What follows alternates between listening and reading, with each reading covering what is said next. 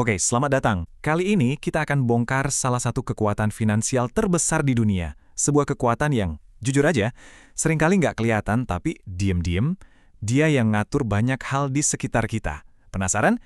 Yuk kita mulai. Coba dipikirin, apa ya kesamaan dari Legoland, Hotel Hilton, sama Ancestry.com? Kelihatannya beda banget kan? Satu taman bermain, satu hotel mewah, satunya lagi layanan buat cari silsilah keluarga. Kayaknya nggak ada nyambung-nyambungnya sama sekali. Tapi, apa benar? Jawabannya, ternyata mereka semua dimiliki, atau setidaknya pernah dimiliki, oleh yang namanya private equity. Ya, private equity. Ini adalah raksasa finansial yang mungkin kita nggak sadar, tapi ternyata dia yang punya banyak banget merek yang kita pakai sehari-hari. Nah, biar kita benar-benar paham monster ini, kita bakal bedah satu persatu. Mulai dari apa sih sebenarnya private equity itu, terus kita intip buku panduan mereka, gimana cara mereka bisa dapat untung segitu gedenya, dan terakhir, seberapa besar sih pengaruh mereka di dunia? Oke, langsung aja kita mulai. Jadi gini, bayangin sebuah perusahaan butuh dana segar buat berkembang. Biasanya ada dua jalan utama. Pertama, go public, alias jual saham di bursa efek ke siapa aja. Nah, yang kedua, mereka bisa jual sebagian perusahaannya secara privat ke sekelompok kecil investor gede. Nah, jalan kedua inilah dunianya private equity.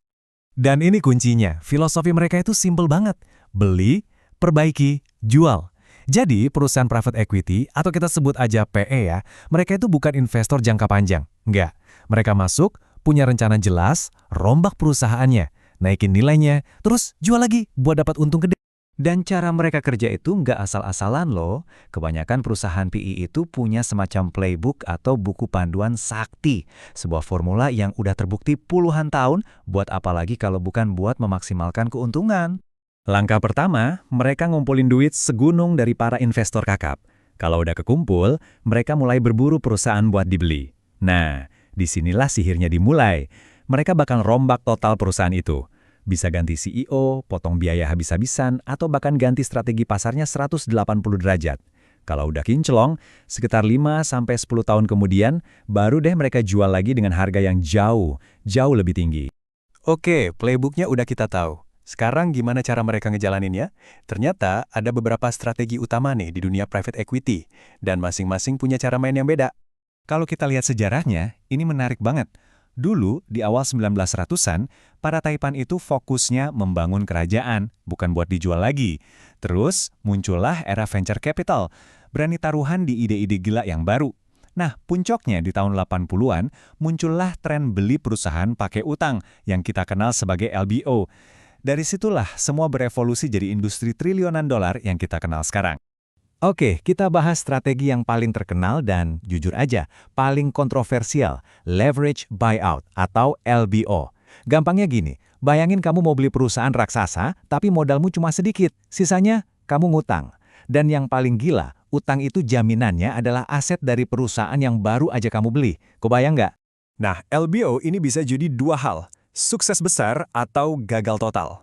Contoh paling jelas, Hilton versus Toys R Us. Di satu sisi ada Blackstone yang beli Hilton. Mereka suntik dana, ganti strategi, dan boom, untung 14 miliar dolar. Tapi di sisi lain ada Toys R Us. Setelah dibeli, malah dibebani utang, duitnya disedot buat bayar biaya-biaya, gak ada sisa buat inovasi. Akhirnya, bangkrut total. Tragis banget. Lanjut ke strategi kedua, growth equity. Anggap aja ini sepupunya venture capital yang lebih kalem dan bijaksana. Mereka nggak beli seluruh perusahaan, tapi mereka investasi di perusahaan yang udah jalan, udah sukses buat bantu mereka jadi lebih gede lagi.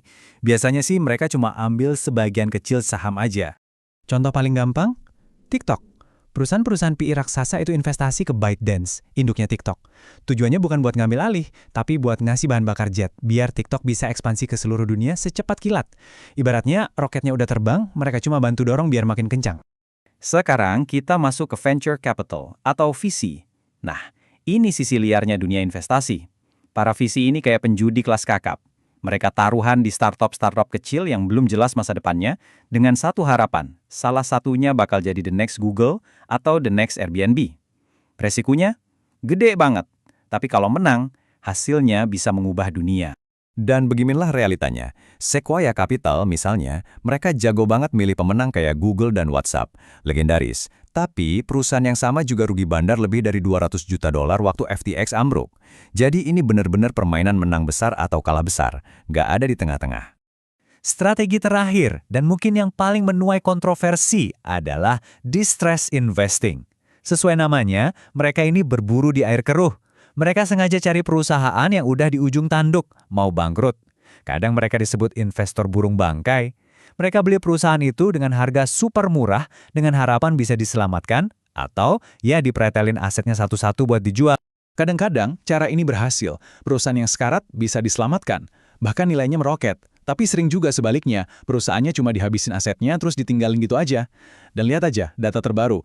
Di tahun 2024 aja, udah ada 110 perusahaan yang didukung PE ngajuin bangkrut. Jadi ini benar-benar pedang bermata dua. Oke, sekarang pertanyaan utamanya, gimana caranya perusahaan PE ini bisa kaya raya banget? Jawabannya ada di dua hal, struktur biaya mereka yang super cerdas dan keajaiban dari menggunakan uang orang lain. Jadi, mesin uang mereka itu begini. Pertama, ada yang namanya management fee. Mereka dapat sekitar 2% dari total dana kelolaan tiap tahun. Ini kayak gaji tetap, mau untung atau rugi, mereka tetap dibayar. Kedua, performance fee. Kalau investasinya untung, mereka ambil bagian sekitar 20%. Ini yang biasa disebut aturan 2 dan 20. Tapi yang paling jago itu soal utang. Mereka cuma keluarin modal dikit, sekitar 10%, sisanya pinjem. Tapi untungnya, mereka dapat 100%. Ini yang bikin keuntungan mereka bisa berlipat-lipat ganda. Dan hasil dari mesin uang ini, lihat angka ini, 14 miliar dolar. Itulah perkiraan keuntungan yang didapat Blackstone cuma dari satu deal. Hilton, cuma dari satu deal. Angka ini aja udah cukup buat nunjukin seberapa gilanya skala keuntungan yang bisa mereka hasilkan. Oke, sekarang kita lihat gambaran besarnya. Ini bukan cuma soal deal-deal miliaran dolar. Ini soal sebuah industri yang punya pengaruh luar biasa besar dalam membentuk ekonomi dunia kita. Lihat aja skalanya. 3 raksasa ini, Blackstone, KKR, Apollo, kalau digabung, mereka mengelola dana triliunan dolar. Triliunan! Itu uang yang cukup buat beli beberapa negara loh. Dan mereka ada di mana-mana, di semua industri yang bisa kita bayangin. Jadi, intinya begini, private equity itu bukan lagi pemain figuran di dunia finansial. Mereka sekarang adalah pemain utamanya. Para pemilik tersembunyi di balik banyak sekali merek dan layanan yang kita gunakan setiap hari, sadar atau tidak. Pada akhirnya, ini semua menyisakan satu pertanyaan besar. Apakah private equity ini sebuah mesin pertumbuhan yang bikin perusahaan lebih efisien dan bernilai? Atau apakah mereka cuma mesin penghisap kekayaan yang canggih yang mengambil keuntungan dari perusahaan dan para pekerjanya untuk segelintir orang di puncak? Jawabannya, apapun itu, sedang membentuk dunia tempat kita tinggal saat ini.